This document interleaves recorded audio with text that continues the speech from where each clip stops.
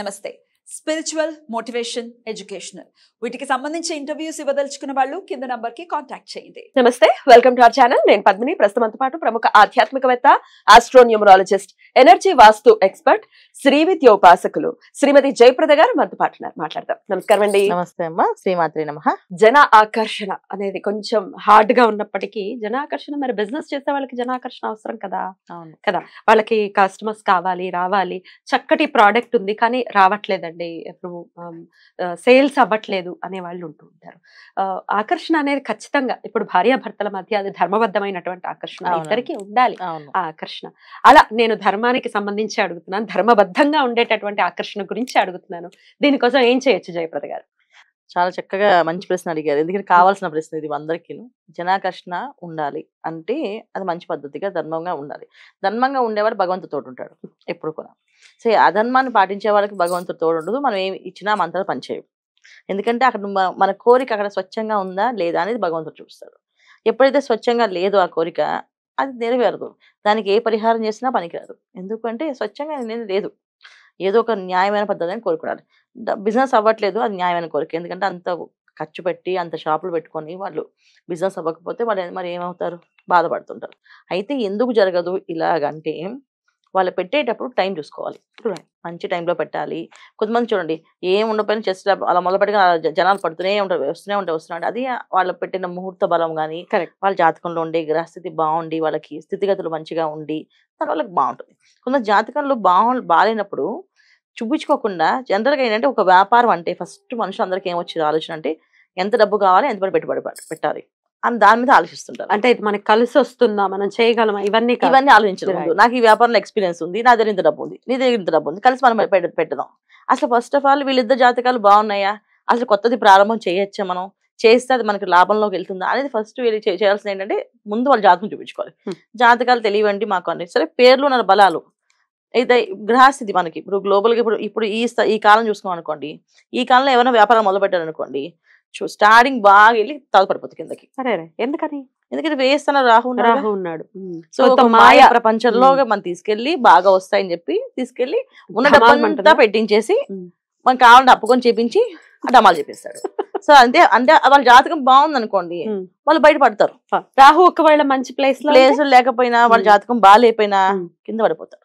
అది తర్వాత తొందరగా చేద్దామని మోసానికి గురయ్యే అవకాశం కూడా ఉన్నాయి. ఇక్కడ మాయాకాలం నడుస్తుంది. రైట్, మీరు గోచారం మీరు టాపిక్ తీసుకున్నారు కాబట్టి అడుగుతున్నానండి. ఇప్పుడు ఆల్రెడీ వ్యయ స్థానంలో ఉన్నాడు రాహు. అవును. అక్కడి నుంచి మళ్ళీ కుంభంలోకి వస్తాడు కదా, ఇంకొక 1.5 year లో మళ్ళీ వస్తారు. అప్పుడు మార్చుకోవచ్చు, అప్పుడు పెట్టుకోవచ్చు కొత్తవేమన్నా. ఎవరికైనా సరేనన్నా, ఎప్పుడైనా సరే జాతకం చూపించుకున్నప్పుడు వాళ్ళ పేర్లు, చాలా మందికి డేట్ ఆఫ్ బర్త్ లేవు కనుక వాళ్ళ పేర్లు వాళ్ళ బట్టి కుంభరాశి వాళ్ళకి ఏమవుతుంది వాళ్ళ పేరు చూపించుకోవాలి. వాళ్ళకి అసలు జాతకాలు లేవండి, డేట్ ఆఫ్ బర్త్ లేవు. అందుకే పేరు నామక్షరం ముందుగా, నామక్షరానికి కుంభరాశి ఏమవుతుంది, ఆ నామక్షరానికి దాన్ని బట్టి వాళ్ళు చూసుకోవాలి. కుంభంలోకి వచ్చిన తర్వాత రాహు యోగించేటటువంటి పరిస్థితి ఉండదు, ఆయనకు సొంత ఇల్లు లాగానే అభివర్ణిస్తుంది కదా శాస్త్రం. అవును, అది వర్ణిస్తుంది, బాగానే ఉంటుంది. ఎందుకంటే శని భగవాన్ తో రాహు అని శనివత్ రాహు అని అంటారు కదా. శని భగవాన్ ఏ ఫలితాలు ఇస్తాడో రాహు అది ఫలితాలు ఇస్తాడు. ఆయనకంటే కొంచెం ఎక్కువ మాయలో పడేసిస్తాడు. ఆయనము డిసిప్లిన్ లో పెట్టిస్తాడు, ఈయన మాయలో పెట్టిస్తాడు. సో అయితే ఈ ఇద్దరు బాగుండాలి. శని బాగుండాలి, మనకి రాహు బాగుండాలి. ఈ వీళ్ళిద్దరు ఎవరు బాగాలేకపోయినా అది మళ్ళీ ఇబ్బంది అయిన ఫలితాలు కూడా మనం అనుభవించాలి డెఫినెట్ గా. చూసుకోవాలి. సో ఇది ఆకర్షణ కోసం చూసేది. సో ఇంట్లో ఆకర్షణ కావాలన్నా, షాప్ లో కావాలన్నా ఆకర్షణ, ఈ మెయిన్ చూసుకోవాల్సింది. మరి ఏం నడుస్తుంది దానికి పరిహారం. సో దానికి పరిహారం అంటే ఏం ఉండదు, వాళ్ళ జాతకంలో ఉండే పరిస్థితి బట్టి మనం పర్సనల్ గా వాళ్ళకి ఇవ్వచ్చు. అంటే ఇప్పుడు మీకు రాహు యోగించట్లేదు, రాహుకి ఏం చేయాలి, రాహు కాలంలో దీపాలు పెట్టాలి. చాలా సింపుల్, కష్టమేం లేదు, పెద్ద ఖర్చు కూడా ఉండదు. అది ఆకర్షణకి అంటే మనం ఏదైతే అనుకుంటున్నాం అది జరిగేటటువంటి పరిస్థితి ఉంటుంది. ఎప్పుడు చేస్తామంటే, సో రాహు మనకి బాగాలేదు అని మనకి అనిపించినప్పుడు, సో అంటే అసలు మనకి రాహు బాగుండలేదు తెలియడానికి ఎలా తెలుస్తుంది? ఫస్ట్ ఆఫ్ ఆల్, సో మనకి వ్యాపారం జరిగే ప్లేస్ లో గానీ ఇంట్లో గానీ ఎక్కువ ఆవలింతలు వచ్చి పడుకోవాలనిపిస్తే వాళ్ళకి రాహు యోగించట్లేదు. ఆవలింతలకి సిగ్నిఫైస్ చేస్తాడు. అవును. సో విపరీతంగా కూర్చుని దగ్గర నుంచి ఆవలింత వస్తూనే ఉంటాయి వాళ్ళకి. అబ్బా హాయ్ హాయ్, షాప్ లో క్యాష్ కౌంటర్ దగ్గర కూర్చున్న దగ్గర నుంచి ఇంట్లో కూర్చున్నా బయట కూర్చున్నా ఆవలింతలు వస్తుంటే ఇలా చిటికలు వేసుకుంటుంటారు వాళ్ళు. అయినా సరే ఆవలింత ఆగవు. మన పెద్దవాళ్ళు చెప్తారు చిటికలు వేస్తే ఆవలింతలు ఆగుతాయని చెప్పేసి. సో ఆగకుండా ఉండడం. తర్వాత నిద్రపోతే లేవకపోవడం, ఎంత లేపినా లేవకపోవడం, లేచిన తర్వాత పడుకోకపోవడం, నిద్ర పట్టకపోవడం. సో నిద్ర పట్టట్లేదు, రాత్రంతా లేచి ఉన్నారు, రాత్రంతా పని చేస్తూనే ఉన్నారు. ఏం చేస్తుంటే ఏమో నిద్ర పట్టట్లేదు, అందుకే ఆ టీవీ చూస్తున్నాం, అది చేస్తున్నాం, ఇది చేస్తున్నాం అని చెప్పేసి పొద్దున్న నిద్ర వస్తుంది. ఎక్స్ట్రీమ్స్ సో సో ఇది ఆటోమేటిక్ ఈ లక్షణాలు ఉన్నాయనుకోండి, వాళ్ళకి రాహు యోగించట్లేదు అర్థం. అంటే వాళ్ళ జాతకం చూసుకోవట్లేదు, వాళ్ళకి లక్షణాలు మాకు ఉన్నాయి అంటే యోగించట్లేదు అండి. ఒక పని చేస్తానని చెప్పి ఆశ పెట్టి చేస్తాం అని ఆలస్యం అవుతుంది, ఎంతకీ అవ్వట్లేదు. ఆ పని విసుగొచ్చేసి భగవంతుడా దేవుడు దండ పెట్టినా సరే అవ్వకపోవడానికి కారణం శని భగవాన్ యోగించట్లేదు. సో అక్కడ వాళ్ళ పరిహారం శని భగవాన్ చేసుకోవాలి. సో ఈ రాహుకి చేసుకునే పరిహారం ఏంటంటే మెయిన్ షాపులు వాళ్ళకి మెయిన్, అంటే మాకు డబ్బులు రావట్లేదు, బిజినెస్ జరగట్లేదండి, వీళ్ళకి రాహుకాలాలు వీళ్ళు బాగా చేయాలి. ఎప్పుడైతే ఈ ఆవలంతులు వస్తున్నాయి, ఇబ్బంది ఉందో వాళ్ళు మంగళవారం పూట మధ్యాహ్నం 3 to 4:30 రాహుకాలంలో దుర్గమ్మవారి ఆలయంలో దీపాలు వెలిగించి ఓం రాహువే నమః అని చదువుకొని దుర్గే రక్షిణి నమః, దుర్గే రక్షిణి నమః, రక్షిణ్యే నమః, రక్షిణి నమః, రక్షిణి అంతే, రక్షిణీ నమః, రక్షిణి నమః, దుర్గే రక్షిణి నమః, ఓం రాహువే నమః. ఎన్నిసార్లు చదువుకోవాలి? 2 ఆ రాహుకాలం అయ్యేంత వరకు ఆ దీపాలు వెలుగుతూ ఆ దీపకాంతిలో చూస్తూ చదవాలి. ఎంతసేపు ఉంటుంది? ఒక గంటన్నర ఉంటుంది అనుకుంటా, 3 నుంచి 4:30 వరకు, 1.5 hour. సో అంటే ½ an hour వీళ్ళు పెట్టడానికి, దీపాలు పెట్టి అలంకరణ చేసుకుని అవన్నీ పెట్టి ఆన్ చేసి దీపాలు వెలిగించడానికి సరిపోతుంది. వీళ్ళకి 1 hour కంటిన్యూ చదవాలి. సో దుర్గమ్మవారి ఆలయంలో చేస్తాం కనుక జనరల్ గా దుర్గమ్మవారి అష్టోత్తరాలు జరుగుతూ ఉంటుంది అక్కడ. లలిత సహస్రనామాలు, కొన్ని దేవాలయాలు లలిత సహస్రనామాలు చదువుతుంటారు, కొంత దుర్గా సహస్రనామాలు చదువుతారు, కొంతమంది దుర్గా అష్టోత్తరాలు చదువుతుంటారు. సో ఏ దేవాలయం అవి వింటూ ఉంటాం, ఆ విన్న ఇది చదువుతుంటారు వీళ్ళు కంటిన్యూగా. ఈ చదవడం వల్ల వీళ్ళ వ్యాపారం అభివృద్ధిలోకి వస్తుంది.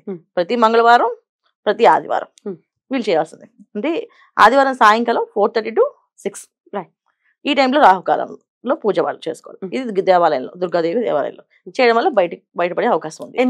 ఎన్ని వారాలు జరుగుతుంది? వ్యాపార అభివృద్ధి అవుతుంటుంది. అంటే రాహు ఎలా వీళ్ళకి ఆ ఇబ్బంది పెట్టకుండా, వీళ్ళ ఆవరణలు రాకుండా ఉండగలుగుతారో అనేది వీళ్ళు చూసుకోవాలి కదా అన్న. అందుకని ఏంటంటే 11 వారాలు పెట్టుకోండి, ఫస్ట్ చెయ్యండి. ఈ 11 వారాల్లో రిజల్ట్ బాగుంది, ఇంకొక వారం పెంచుకొని చేసుకుంటండి, ఇంకా బాగా రిజల్ట్ వస్తుంది, ఇంకొంచెం పెంచండి.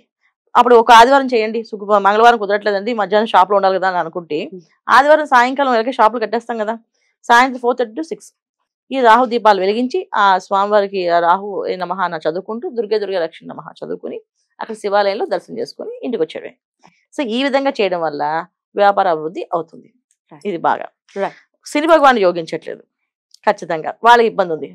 హనుమాన్ చాలీసా వినడము, చేయడము కంటిన్యూ, షాప్లో కంటిన్యూ హనుమాన్ చాలీసా ఒక సౌండ్ అలా మన చెవుకి వినిపించే విధంగా, అంటే ఆ పెద్ద ఎక్కువ పెడితే అందరికీ వచ్చినప్పుడు మాట్లాడడానికి ఇబ్బంది అవుతుంది కదా. సో ఆ విన్నప్పుడు మన మైండ్ అక్కడ ఉండాలి, మన మనసు అక్కడ ఉండాలి, పనులను చేసుకోవచ్చు. మనసు మైండ్ అక్కడ వింటూ ఉండాలి ఆ రాగాన్ని, మిగతా వాళ్ళందరూ వినక అవసరం లేదు. సో మనకి వినబడే విధంగా పెట్టుకోవాలి హనుమాన్ చాలీసా. కంటిన్యూ పెట్టడం, తర్వాత నవగ్రహాల ప్రదక్షిణాలు 21 ప్రదక్షిణాలు ప్రతిరోజు సాయంకాలం వెళ్ళి ప్రదక్షిణాలు చేయడమే. చేసేసి ఇంటికి వచ్చే ముందు చక్కగా కాళ్ళు చేతులు కడుక్కొని స్నానం ఆచరించి అప్పుడు భోజనం చేయాలి. ఎందుకంటే నవగ్రహాల గుడికి వెళ్ళి వచ్చిన తర్వాత. రైట్ అండి, థ్యాంక్ యూ సో మచ్ అండి, నమస్తే. జై శ్రీమాత్రే నమః.